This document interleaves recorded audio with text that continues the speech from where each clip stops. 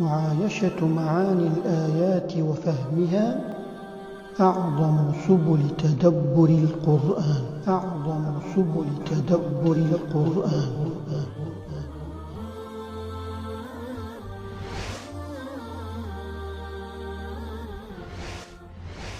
الحمد لله، والصلاة والسلام على رسول الله وعلى آله وصحبه ومن والاه.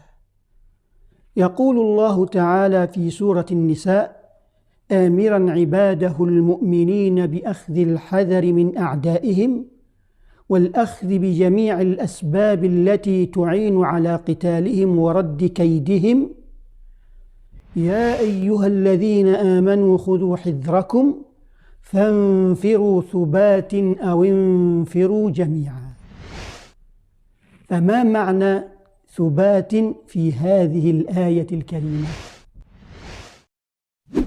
قال شيخنا العلامة المفسر سعيد بن أحمد الكندي رحمه الله في التفسير الميسر: فانفروا ثبات أي فاخرجوا إلى العدو جماعات متفرقة سرية بعد سرية.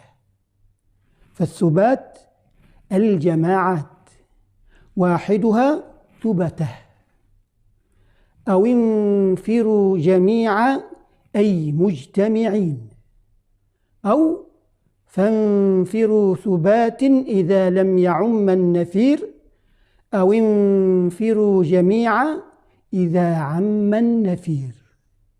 والله تعالى أعلم.